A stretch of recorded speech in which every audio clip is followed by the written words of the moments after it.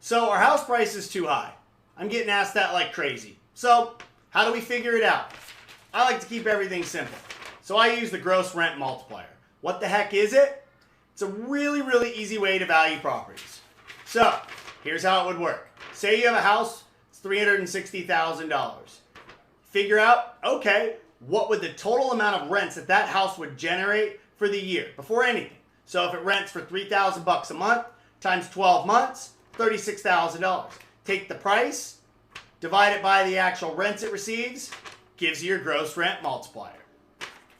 Once again, so what does that mean now that we have it? What's the average here? Well, every entire area in the country completely varies dramatically. California is one of the higher gross rent multipliers because houses are more expensive compared to the rent, compared to some places like Indiana or, even cities like Cleveland or, all those, Fort Worth, all those types of areas. So what's SoCal's average over the last 40 years?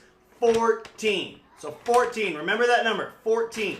So what's too high? Well, we peaked at 24 in most areas of Southern California during 06 and 07. Some areas in San Francisco or even Orange County even touched 30. Okay, so let's pay attention. Now, what's a great buy? Anything under 14. Why? Because our average was 14, so if I can buy below the average in SoCal, I'm getting a good deal. So, let's see what's too high. 18. I wouldn't buy anything if it was over 18 in our market. If I knew at 22 to 24 with the peak of the market, I wouldn't buy anything over 18. Because 18, yeah, you know what? That's only roughly about 10% below 20, or 20% below 22, so forth and so on. Do the math. And I don't want to be buying within 80% of the very, very tip top that something has ever been in our market. So, let's do an example, right? Okay, here's my sample today. I pulled this from one of my escrows, and I kind of noticed it was pretty uniform. House, $390,000.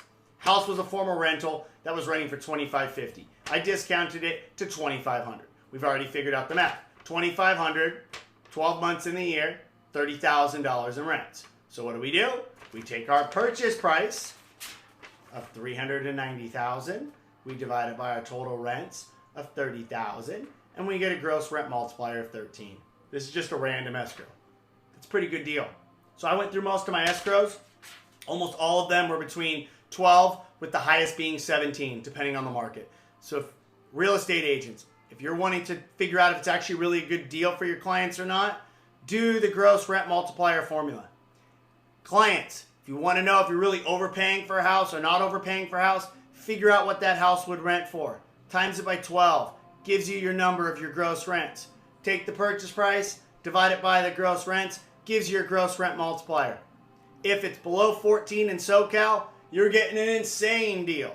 If it's 14 to 16, it's still a good buy, but as a long-term investment.